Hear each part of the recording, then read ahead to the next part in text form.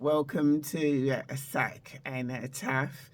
Today I've got, because normally I've been showing you the book that I'm talking about.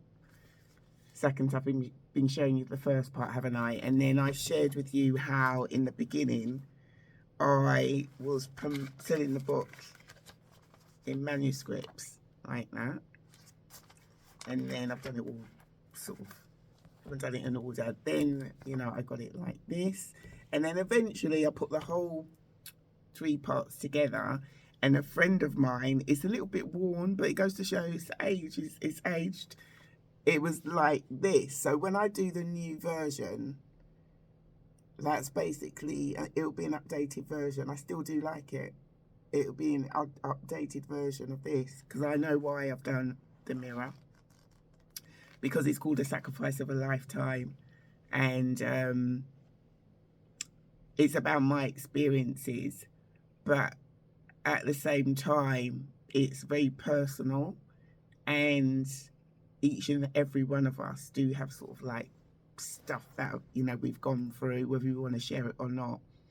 But most probably the reason I've used the mirror is because I knew that some people would sort of like judge it maybe in the wrong way. And it's a matter of just looking at yourself in the mirror, knowing that, you know what, none of us are perfect. None of us are perfect. And we've all gone through certain things. And I'm sharing because I believe that it will be of help to some people. That's why I'm sharing. Otherwise, there would be no point. Not only that, no, that's not fully correct, because I did share the reason why. But you'll know fully about the reason why when I get more into the book. Otherwise, I'm going to give too much away.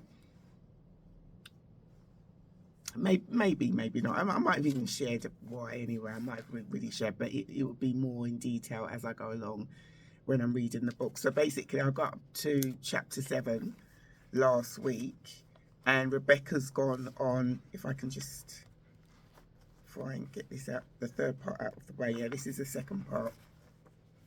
For some reason, hang on, I've got it all mixed up in my mind. Anyway, so Rebecca's gone on her second date with Andrew, and she's learned from the first date, no alcohol, because she didn't understand why she got so intoxicated on the first date. Take it in mind, she's 15 and a half. Now I'm reading through the book with you. I don't think Andrew knew how old she was, otherwise he would not have taken her to a wine bar. He wouldn't have taken her, but then again, maybe he did, and he thought he could get away with it because he was older. But I think he may have thought she might have been about maybe 17 or something like that, but no way 15 and a half. So anyway, the first date he takes her to, she gets intoxicated, and she doesn't understand why. It's only when she gets home, she sort in the morning, and she sort of thinks about it. I think it's in the morning. She thinks about it, and she begins to realise that whenever her head was turned, because she was it's the first time, she's ever gone into a wine bar, and it shouldn't have really been her first time anyway. She's spending a lot of time observing, the wine bar and the people in it. And each time her head's turned, he fills up her glass. So she's just thinking she's just drinking 1 glass of wine or maybe 2, when in fact it must have been most of the bottle. Oh my goodness, Yeah. And then so the second day she's just said no alcohol. She'll just have, a soft drink. That would do. Soft drink would do. And I like the way that, she's learned straight away that alcohol is just not for her, because she had a hangover for a good few days. It felt like a heavy cold times 10. Really bad flu. Her head was heavy, and it was just horrible, very unpleasant. So she's just said that is not for her. It doesn't make sense. So they've gone on the second day, and that proved to be a lot better than the first date. It was better than the first date. I think they've gone to the pictures, I think, and I've written a book. It must have been that they went to the pictures or something like that. And then, but before the pictures, he tries to take her to a hotel, and she's sort of thinking, oh, that would be nice to chat. She's not fully understanding why. And then she basically begins to have an idea and says, no, she'd rather go to the pictures, what have you. And anyway, he takes her to the pictures. So now we've got up to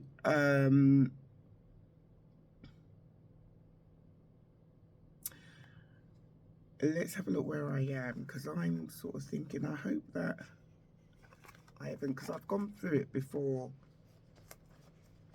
starting. Yeah, this is the second part. Let me just separate the third part so I'm not mixing everything up.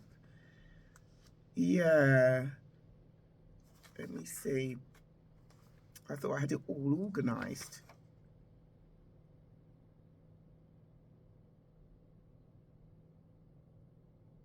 Yeah, it is. I'm where I am. So basically, the rest of the evening passed pleasantly. Rebecca was glad that Rebecca did not ask her to dance. Where am I here?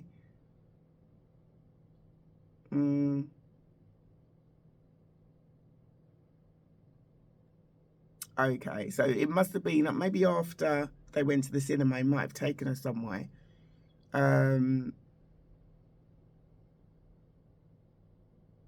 Oh, I'm getting confused now. I thought I had. Let me just make sure, because I don't want to be reading the same thing. It is there. It must be there. Anyway, yeah. Anyway, I've read the majority of it. If you haven't seen the other video, look at the other video. You'll know, you'll sort of get to where I am. But anyway, he does take her to see a film, but maybe they went somewhere afterwards. They might have gone somewhere afterwards. I think maybe he might have. Yeah, but she's sticking to soft drinks. I think it was something like that anyway. All right, so on Monday, so basically, Andrew said that he would call them on Tuesday. On Monday, Rebecca. Oh yeah, before I start, let me just do what I did last time, and I'm not going to sort of like share exactly how I shared last time. I'm not very organised in that this morning. Yeah, last week what I did was, because the story and the storyline is becoming more personal, more intimate. What I found was when people read the book, some people were a little self-righteous. I'm not gonna say a little self-righteous. They were self-righteous. Some. And that's one of the reasons why I chose to do the podcast, so I could talk a little bit more in detail about the book and what the character goes through.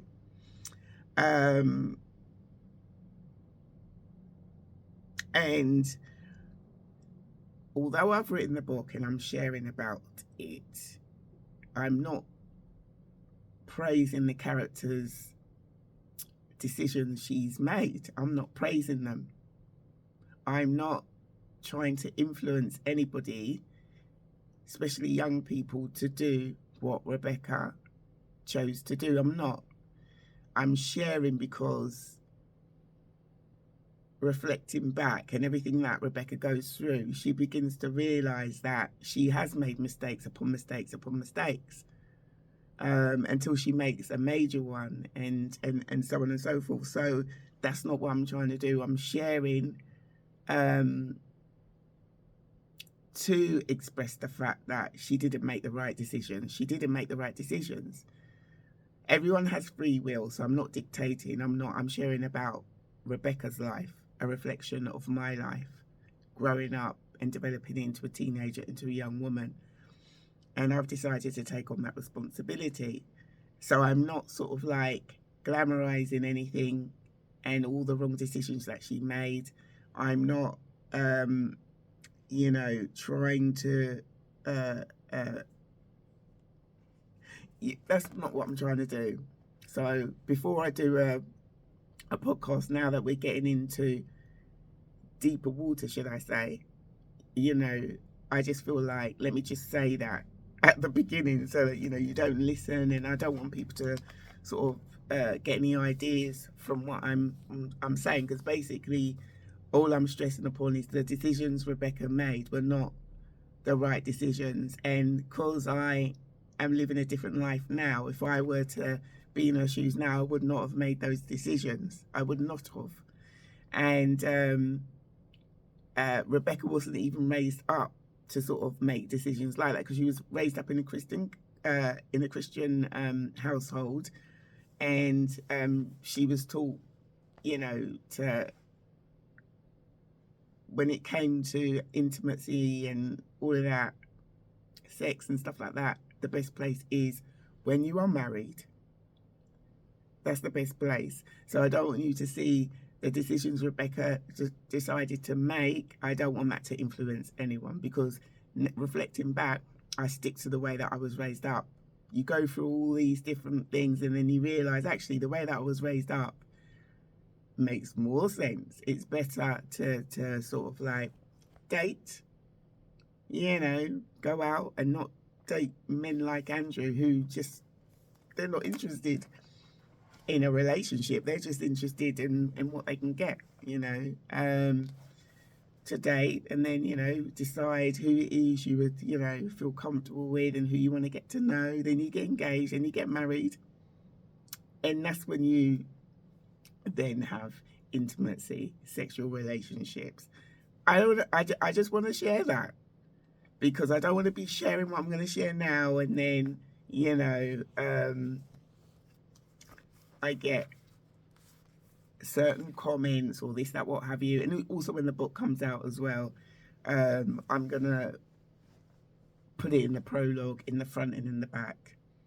And I might even put it in the middle, because someone did send the book back to me when I hadn't even finished reading the book, to say, I don't read books like that.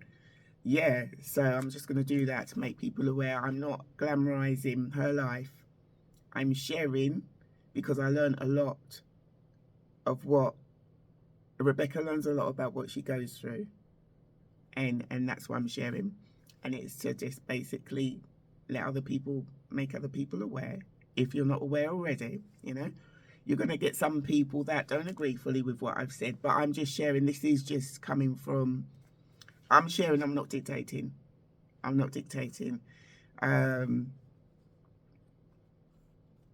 Yeah, okay.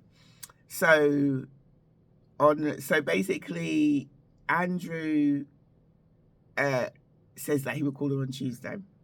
On Monday, Rebecca decided it was now time for her to go to the family planning clinic to obtain the contraceptive pill. She knew it would be wise for her to phone first to ask for a confidential appointment, but since she was unsure of the exact name of the clinic and did not know the telephone number, she decided to walk. It was a fairly short distance from to where she knew the clinic was situated. Her idea was to discover the telephone number and phone them from a nearby call box. As she neared the building, her pace began. In those days, we didn't have the mobile phones then.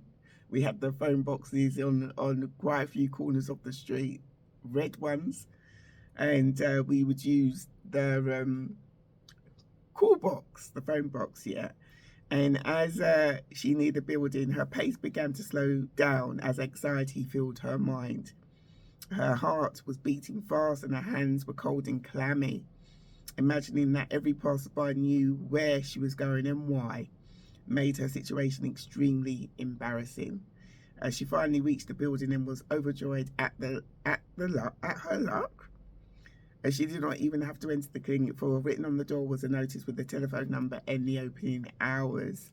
Memorizing that information, she turned and walked away, reaching the phone box in a matter of minutes. Oh, nowadays I'd have to make sure I got my note, my pen, to just basically jot it down and then look up again to see if I've jotted it down correctly and then look back again to make sure. She struggled in her tiny handbag for a 10 pence piece in a hurry because she did not want to forget a number. A young man with a solemn face was looking at her from outside the box. She thought she had seen him a few minutes ago earlier at the clinic. This added to her nervousness, despite which she got through to the clinic immediately. To her great relief, they offered her an appointment at 2:30 that afternoon. So to pass the time, Rebecca walked towards Croydon Shopping Centre, where she browsed happily in the shops. At the appropriate time, she was outside the clinic. Feeling nervous once again, she entered the small doorway that led to the reception area. "Can I help you?" said the receptionist with a friendly smile. "Yes, I've come for an appointment for 2:30. Right, let me have a look. Your name is, and is it your first time here?" and so on. And then Rebecca provided all the information needed. The receptionist gave her a light blue folder containing her particulars and her clinic number. She was asked to put it in a box pinned neatly to the wall before going downstairs to the waiting room. She sat patiently with slight feelings of inferiority and embarrassment. The white walls were hung with interesting posters, mainly associated with women's health. Some posters illustrated different types of contraceptives for women. Others gave advice on how to keep her female body healthy. There were also posters about babies and children. The room was bright, and this appealed to her. The chairs were pine and thin, and the thin carpet was deep crimson. But what most impressed her was the aroma of cleanliness. It felt strange sitting there. Without fully realising it, Rebecca was taking an enormous step into the adult world by deciding to prepare for a sexual encounter, which she did not realise was that within time the consequences of her decision would change her life forever. Yeah, so basically I have underlying certain things here. I mean, even in this paragraph, I've stressed that, you know, Rebecca wasn't aware that she was taking an enormous step by what she was planning to do. It was an enormous step, and what she did not realise was that within time the consequences, I have said the consequences of her decision would change her life forever. But what I might do is just expand upon that when I'm rewriting it, just a little bit, not to sort of be dictated, or I'll just say expand. Because it's like I've written that there, and you know, people are reading it, and you can tell that she had to face the consequence. Obviously, if you're facing a consequence, it's not like, hey, I'm facing a consequence, let's celebrate. Maybe that's incorrect. A consequence of doing something good. Do you normally say, oh, the consequence of doing something good? Isn't a consequence normally related to, I'll look it up. But a consequence is normally related to if you do something happens, and it's normally the consequence is because you've done something that wasn't fully correct. Something happens. The fruit of it isn't that great, right? I'll write it down. Related to, I'll write it down to something that happens. I'll write it down, and then we'll see, and then maybe I'm wrong, because it's sort of like a warning, isn't it? A consequence, wouldn't you think? I'm getting heated up now, isn't it? Sort of like a warning, a consequence. So, you know, I've sort of said that. I'm like, oh yeah, no, you know, don't want to read. I'm right. You can tell, you know, she's written something, and she's letting you know that because of the decision she's making, there's a consequence that's going to change her life forever. But anyway, I'll expand upon it now that's why it's so good reading this with you. You know what I mean? It's just helping me really sort of like look at things differently, and so on and so forth. Anyway,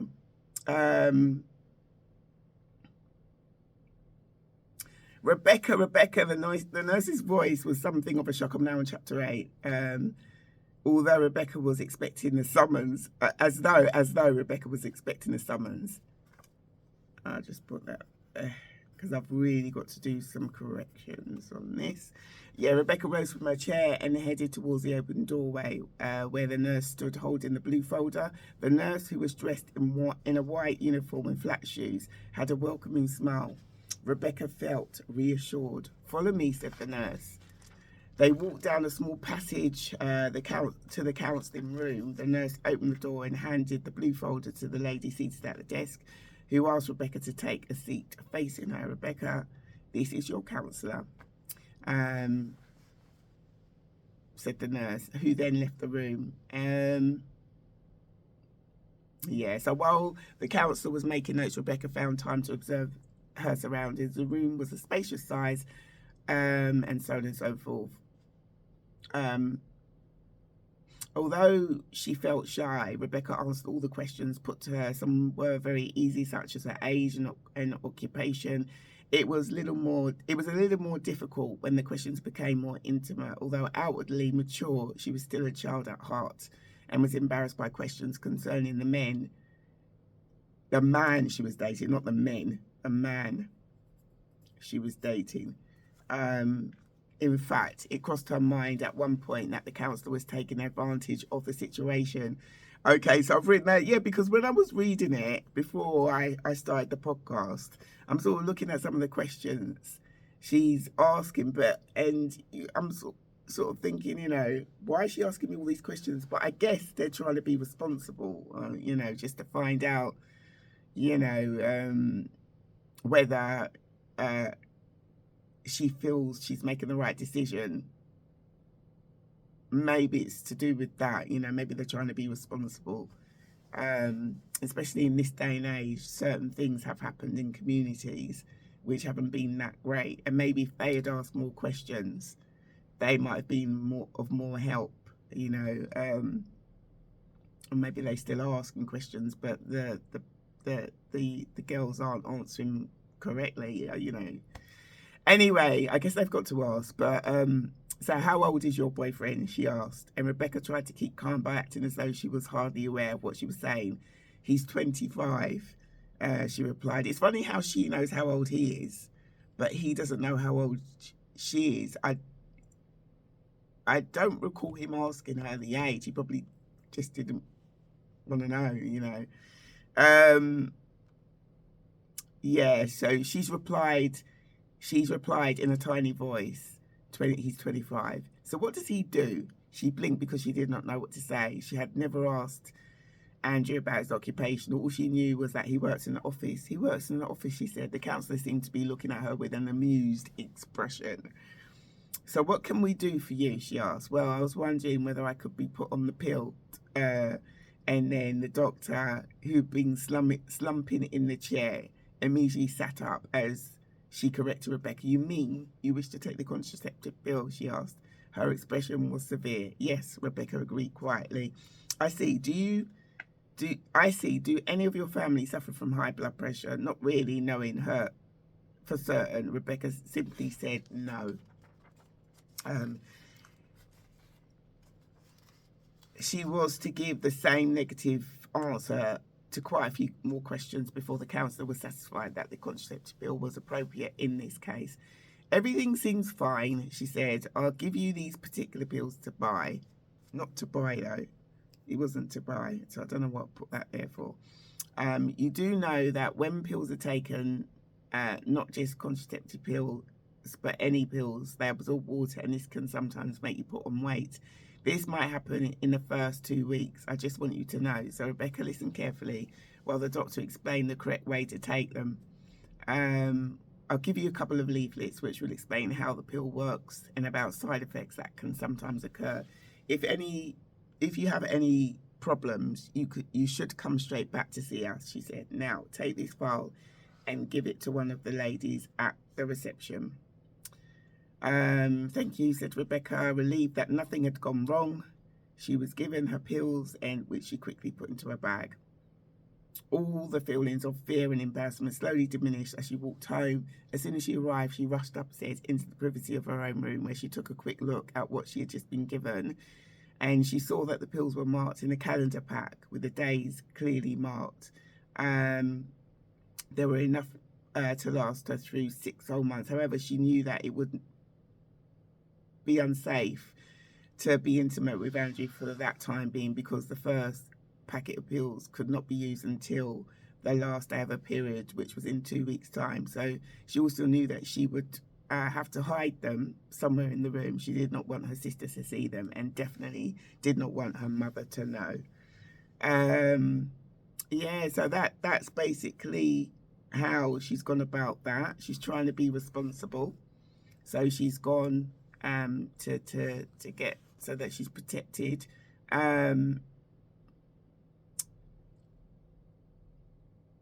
Yeah, so the following morning she arose early and got herself ready for work. She had only been in the shop for an hour, and her father had already left the premises when the telephone rang. It was Andrew, politely asking if he could see her that evening. Rebecca was pleased to hear from him and agreed to meet him at the tube station. He was already waiting there when she arrived. His car was parked around the corner, and he wanted to take her to a friend's house. And she was okay about it, very innocent.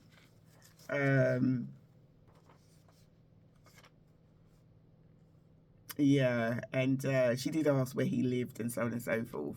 And he said him further up in Wandsworth. And before long, they were parked outside the friend's house. And the door opened, and a man named Tim, to whom Andrew introduced Rebecca. Tim looked at her dubiously, perhaps because she appeared so young. And Tim, is it okay if we go upstairs? Asked Andrew. Yeah, sure. As they walked upstairs, Rebecca could feel Tim's eyes piercing through her. They entered what was obviously a spare room, because it was clear that nobody had lived in it for some time. A single bed at the far end was covered with a dark grey single blanket. There was also a chest of drawers placed in the corner of the small window. It's amazing how I remember all these things. Well, here we are, said Andrew. Rebecca said nothing. She just stood there inspecting her surroundings. Due to her lack of experience, she could not understand why he had taken her up to this room. Why was the friend looking at her, piercing through her, looking at her with sort of like, it was just this horrible look in his face. But anyway, basically, Andrew had taken her there because he wanted to sort of like get close to her and so on and so forth. Rebecca, that's not, that type of a situation wasn't really what Rebecca wanted.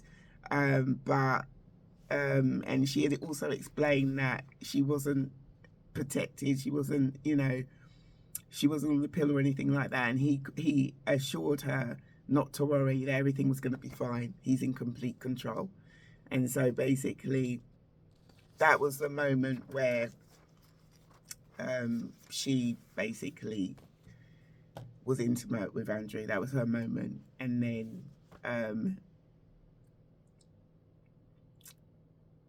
the whole episode was a sad disappointment to Rebecca, and she was not sorry when it came to an end.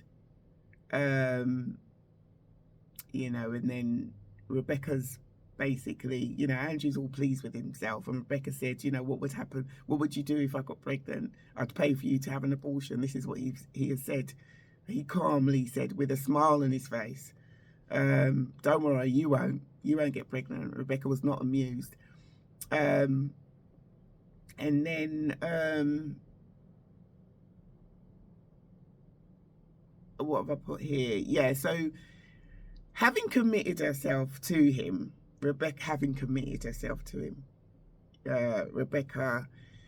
felt able to discuss matters with him in a deeper way that would have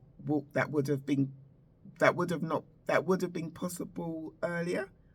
That maybe would have not been possible earlier. I think that's what I meant.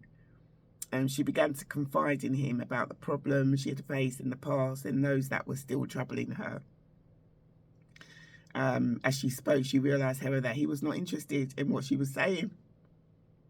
Although she had expressed her inner feelings to him, he had no words of comfort for her. She decided that she had said enough, and that she would let him do the talking, but he had nothing important to say. Shall we go now? He suggested. They said farewell to Tim and left the house. Nothing further was said on the journey home until they reached Norbury. Would you like something to eat? Andrew asked. Not really. Do you like pizza? Okay. And, so basically he buys her a pizza. Yeah. And they went into the pizza parlour, and Rebecca was hoping that nobody she knew would see them together. For some reason, she did not feel comfortable. To be seen with him in public. I'll underline that. I'll underline it. Yeah. Yeah, so when Andrew dropped Rebecca near her home, all she said was, "I'll see you then." His reply was even briefer. Okay.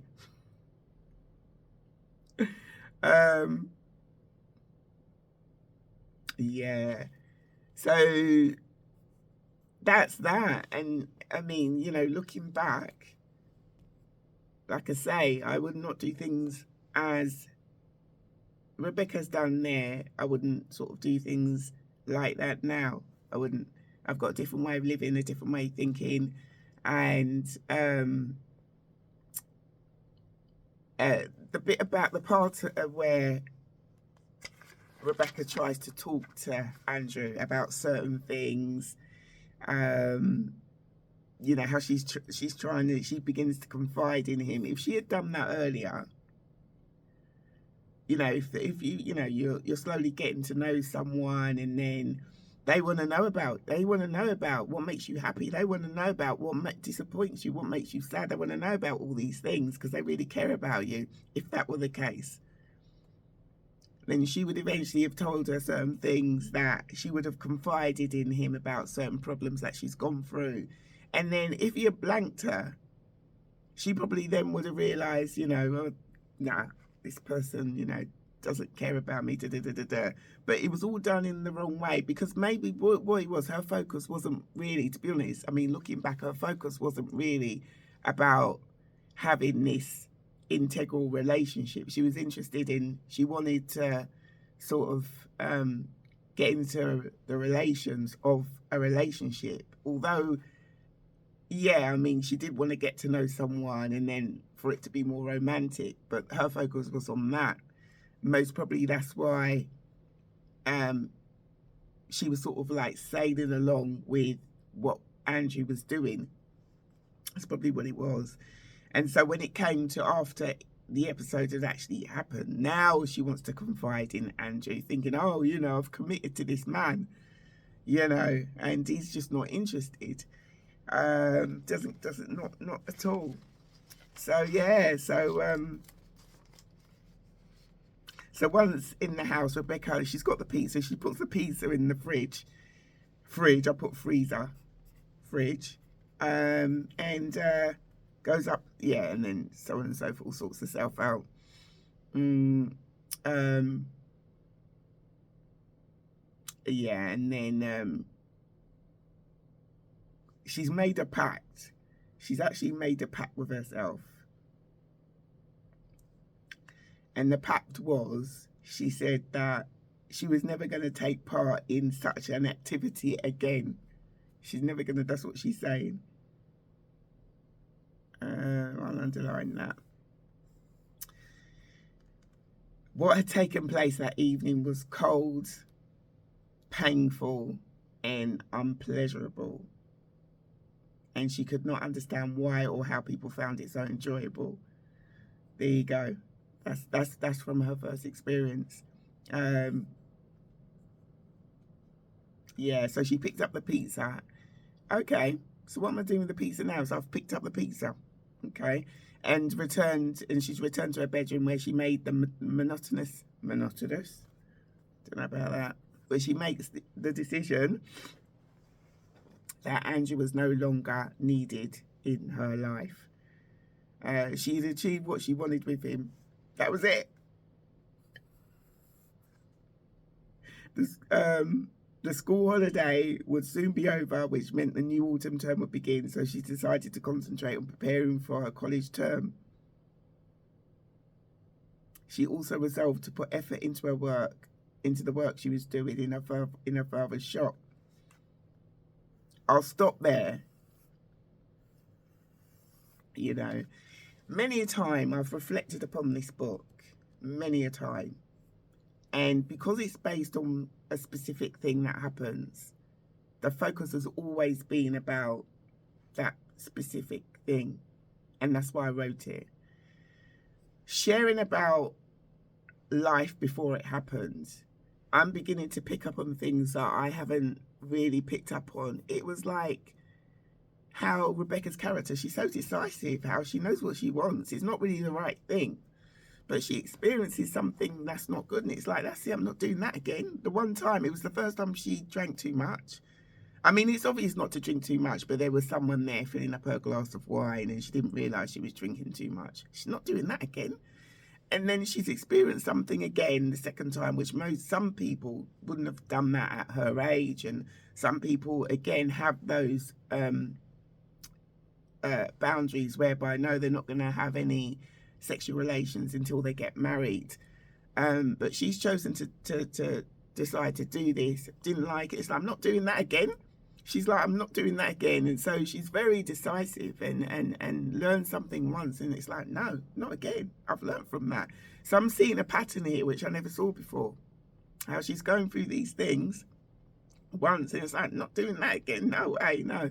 Yeah, and then it's like, all of a sudden, like, don't need him anymore in my life. Because she didn't really like him anyway. She didn't really like him. She didn't find him physically attractive, but he was there. So it's like, he was there, you know, that's done. Not again, don't need him in my life. She doesn't need him in his life.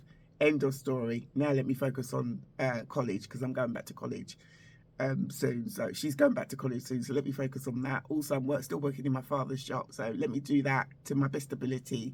You know, get some cash together. She's probably thinking, get some cash together, get a few more items for her wardrobe, you know, and so on and so forth. So that's basically what's happened so far. That's basically what's happened so far.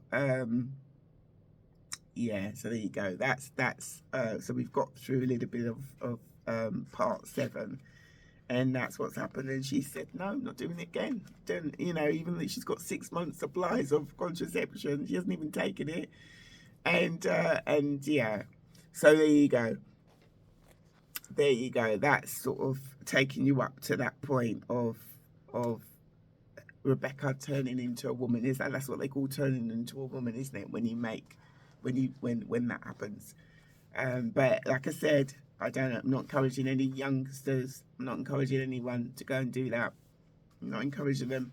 You know, I have daughters and I always share with them. I haven't shared this with them. They know a little bit about my book, but I haven't shared this with them. But I always did say, wait until you're married. You know, focusing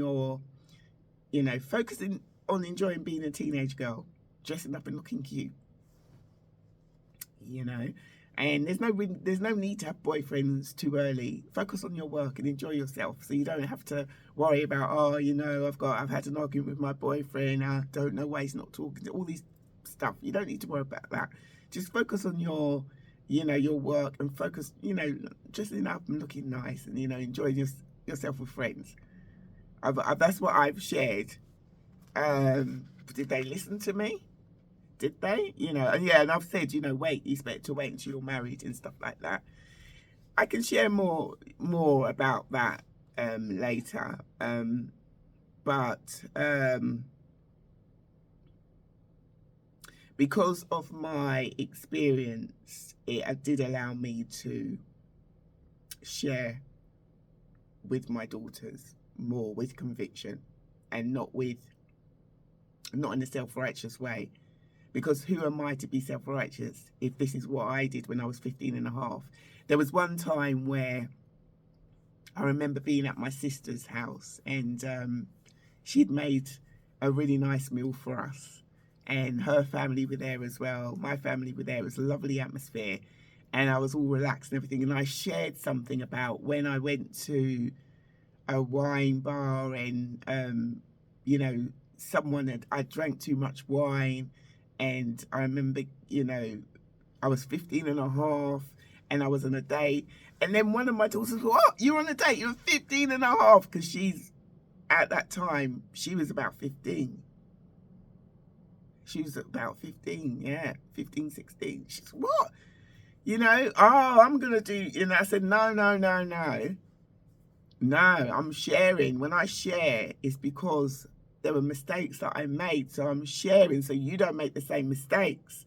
And then someone there smiled and said, it's weird how when our children look at our mistakes, and I can't remember, she said something, not realising that I've written about it. I've written about it.